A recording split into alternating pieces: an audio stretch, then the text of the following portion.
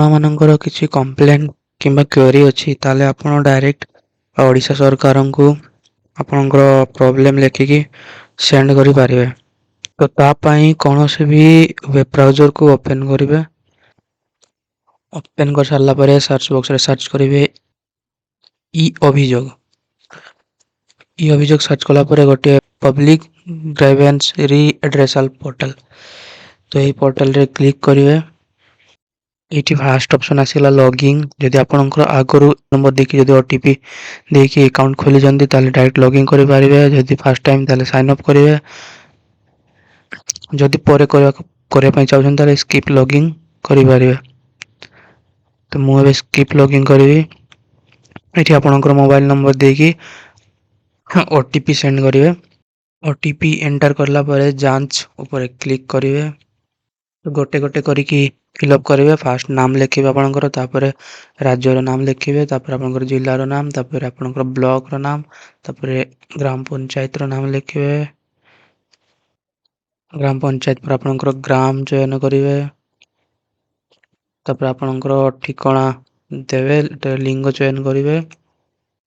ତାପରେ ପରବର୍ତ୍ତୀ ବକ୍ସରେ କ୍ଲିକ୍ କରିବେ।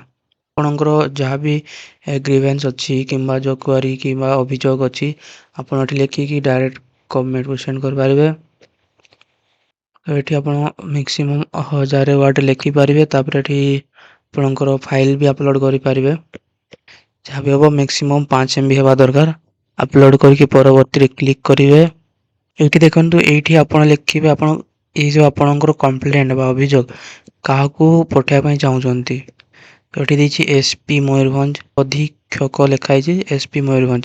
ଆପଣ ଏଠି ଜିଲ୍ଲାପାଳକୁ ବି ସେଣ୍ଡ କରିପାରିବେ, ବିଭାଗକୁ ସେଣ୍ଡ କରିପାରିବେ, ଅନ୍ୟାନ୍ୟ ଅଫିସମାନଙ୍କୁ ସେଣ୍ଡ କରିପାରିବେ। ତ ମୁଁ ଜିଲ୍ଲାପାଳ ସିଲେକ୍ଟ କଲି।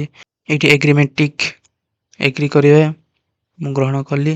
ତାପରେ ପରବର୍ତ୍ତୀରେ ଟିକ୍ କରିବେ। ପରବର୍ତ୍ତୀ ତ ଚାଲନ୍ତୁ ଦେଖିବା ଆପଣ ଯେଉଁ ଅଭିଯୋଗ କରିଛନ୍ତି ତାହାର ଅଭିଯୋଗ ଷ୍ଟାଟସ୍ କେମିତି ଚେକ୍ କରିବେ। ଅଭିଯୋଗ ଷ୍ଟାଟସ୍ ଦେଖିବା ପାଇଁ ଲଗଇନ୍ କି ସାଇନ୍ ଅପ୍ ଉପରେ କ୍ଲିକ୍ କରିବେ। ମୋବାଇଲ ନମ୍ବର ପାସୱାର୍ଡ଼ ଦେଇକି ବି ଲଗଇନ୍ କରିପାରିବେ, ବଟ୍ ମୁଁ ମୋର ଗୁଗଲ ଆକାଉଣ୍ଟ ଥ୍ରୁରେ ଲଗଇନ୍ କରିବି। ତ ବର୍ତ୍ତମାନ ଦେଖନ୍ତୁ ମୋର ଲଗଇନ୍ ହେଇଯାଇଛି। ଅଭିଯୋଗର ଷ୍ଟାଟସ୍ ଦେଖିବା ପାଇଁ ସବୁ ତଳକୁ ସ୍କ୍ରୋଲ ଡାଉନ୍ କରିବେ। ଏଇଠି ଲେଖା ଆପଣଙ୍କର ଅଭିଯୋଗ ସ୍ଥିତି ଜାଣନ୍ତୁ। ତ ଆପଣ ଯେଉଁ କିମ୍ବା ଆପଣଙ୍କର ଯେଉଁ ମୋବାଇଲ ନମ୍ବର ଦେଇଥିବେ ସେ ମୋବାଇଲ ନମ୍ବର ମେସେଜରେ ବି ଅଭିଯୋଗ ID ସେଣ୍ଡ କରାହେଇଥିବ। ସେ ଆଇଡ଼ିକୁ ଏଠି ସବମିଟ୍ କରିକି ସର୍ଚ୍ଚରେ କ୍ଲିକ୍ କଲା ପରେ ଆପଣଙ୍କର ଷ୍ଟାଟସ୍ ଶୋ କରିବ।